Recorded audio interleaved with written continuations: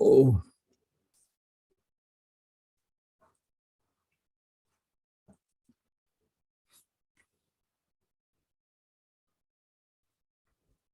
Now this is Omagyanati Mirandasya Gyananjana Shalakaya Chakshurmalitam Yena Tasmai Shri Guruve Namaha Namo Vishnu Padaya Krishna Prashaya Bhutale Srimate Bhaktivedanta Swamini Namine Namaste Saraswati Devi Gauruvani Pacharine Nirvishesha Shurnavadi Pashatu Deshatarine Jai Shri Krishna Chaitanya Prabhu Nityananda Shri Advaita Gadadhar Shivasati Gaurabhakta. Now this is a very specific instance. Daksha is about to lose his head. And offense is building up, and he has severely cursed Lord Shiva for no apparent reason.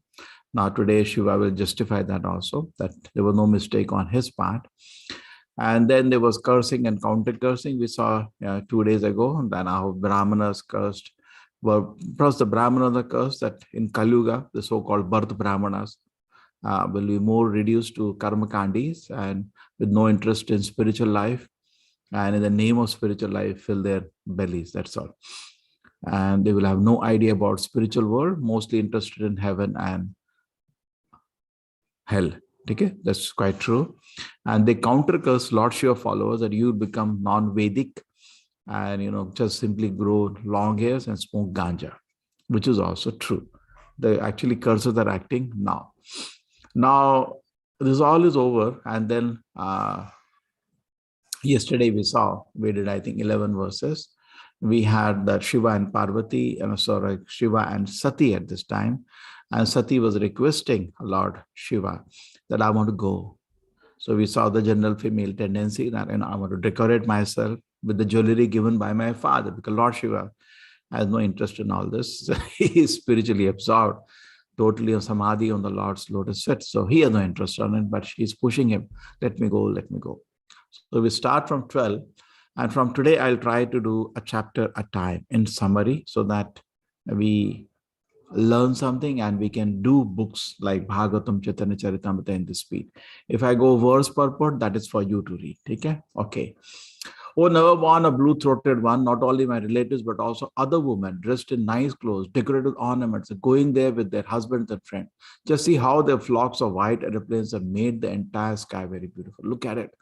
Aeroplanes, after just like in India today, presently, really beautiful cars are going. Okay, their time, these are not earth, it is a heavenly place. Aeroplanes are not something, a new invention. It's logical for any intelligent person to have. Brahma has his own aeroplane, Krishna has his own Garuda, Brahma has his Swan, Lord Shiva has Nandi. They have their own special aeroplanes. And Narada doesn't require anything, he can travel without any vehicle. So anyway, so they have their airplane that she's saying all nicely decorated, they're going, and she said, I also want to go. Oh, best of the demigods, how can the body of a daughter remain undisturbed when she hears some festive event is taking place in her father's house? Even though you may be considering that I have not been invited, there is no harm if one goes to the house of one friend, husband, spiritual master, father without invitation. Now, purposefully, Daksha never gave invitation to Lord Shiva and his wife Sati. He never gave.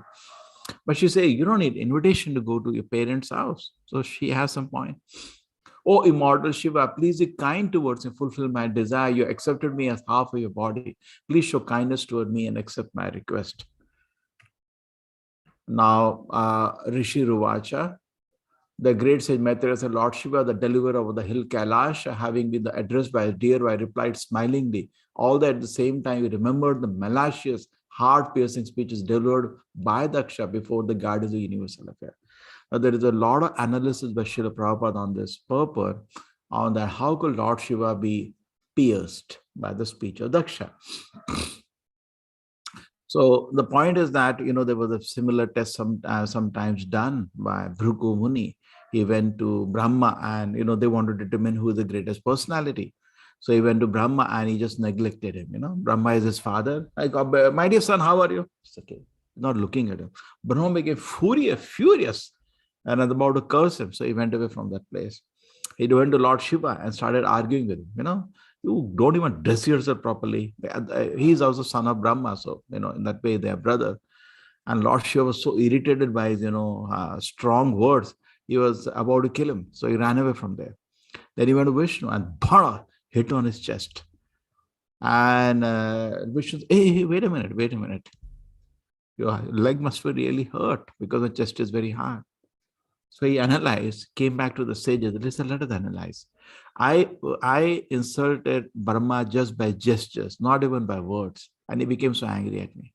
I look at Lord Shiva, I insulted him by words and he could lost control over himself. And here it is Vishnu, I hit him actually, which is the greatest offense. You can only offend somebody by words, by by gesture, and by personal physically hitting. Which will be greatest? Physically hitting. But Lord Vishnu didn't take any offense. So he's the greatest personality. So anyway, so similarly, Lord Shiva is not on the platform like Vishnu. Because that's why Vishnu, that's the difference between Vishnu and Shiva. When Vishnu touches Maya, his form, that's called Shambhu.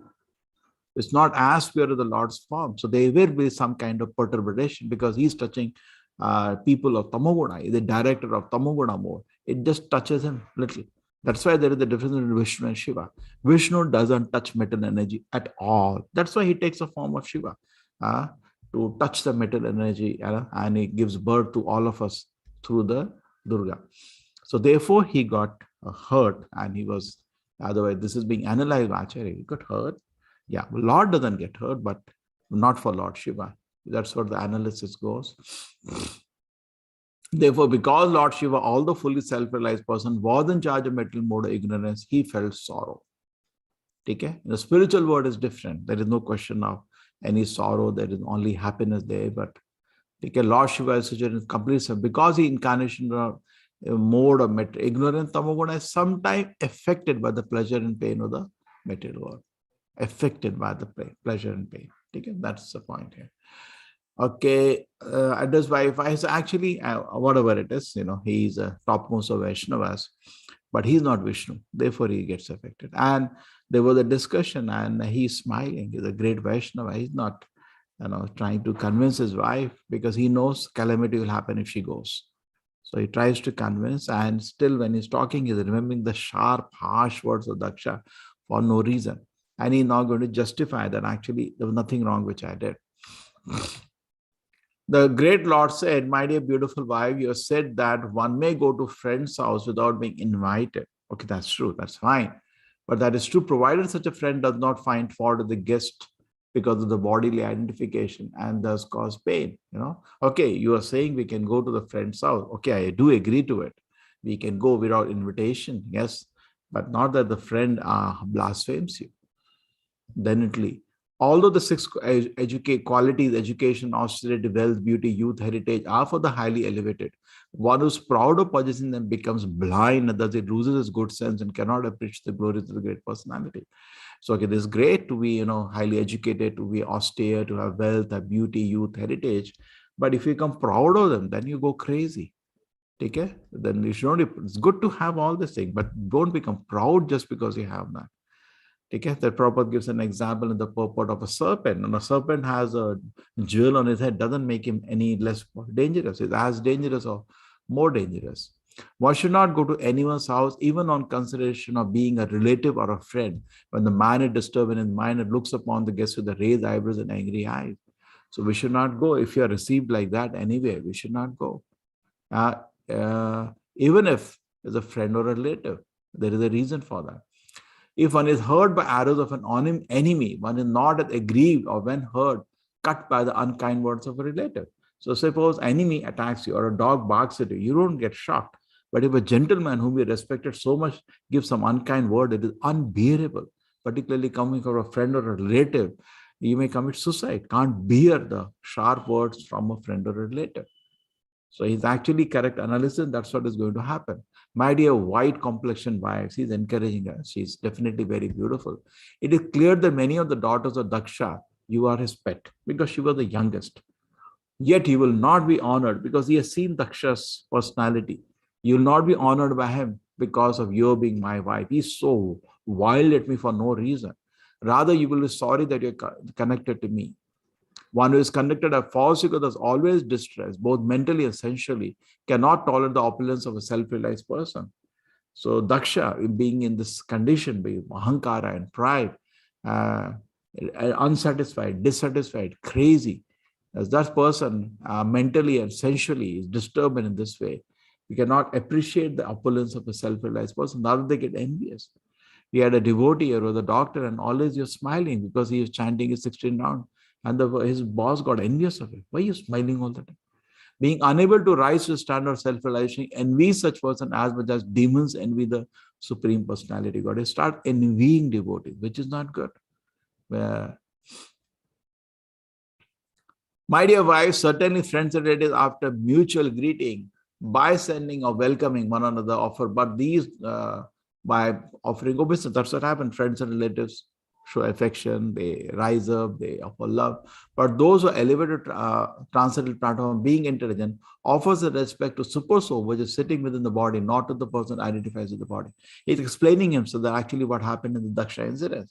Now, Lord Shiva is saying that actually when you offer respects to anybody, Namate, it is to the Paramatma sitting in the heart of an individual. When if somebody is offering respect to the Paramatma in the heart of the individual, even if it doesn't physically get up, it doesn't mean any disrespect. Only person actually respectable is the Lord, not us. So we, just like when we pay obeisance to an elder spiritual master, now he accepts the respect. Now he may not bow down. He bows down internally to the Paramatma within your heart. My Lord, I have to do the service of guiding him. And he bows down. He also bows down, but not physically, because he's training you to serve the Lord. I'm always engaged in offering obeisances to Lord Vasudeva and pure Krishna consciousness. Krishna consciousness is always pure consciousness, in which the Supreme Personality of Godhead, known as Vasudeva, is revealed without any covering. Sattam Vishuddham Vasudeva Sabditam is a very, very famous line. Only when the heart is fully purified is the Lord reached. He said, I'm always offering obeisances to Lord Vasudeva. And it is all clear for all this. Shiva Bhakta was a Shiva is independent God. What is Shiva doing? Always offering obeisance. Namasi vidhiyate. See the last word? Namasa vidhiyate. Always I am offering my namaskara to the Supreme Lord. That if I ignored Daksha presence, it was not conscious. It happened unconsciously. But he should not be sorry. What can he do to this person? Therefore, you should not see your father, although he is a giver of your body, because he and his followers are envious of me. Because of his envy, O most worshipful one, he has insulted with cruel word, although I am innocent. I was offering respects to the Lord. I absorbed in the Lord. I know being such a Vaishnava, and I just didn't notice he come. And why he had to be so angry at me? I was innocent. In spite of this instruction, you decide to go neglecting my word, the future will not be good for you. You're the most respectable. And when you're insulted by your relative, this insult will immediately be equal to death. Thank you. We finished this chapter. So I think let us try this way. You have a lot of work to do. So when you get time, sit and read the chapter. I'll take the main point. So that is beautiful for everybody.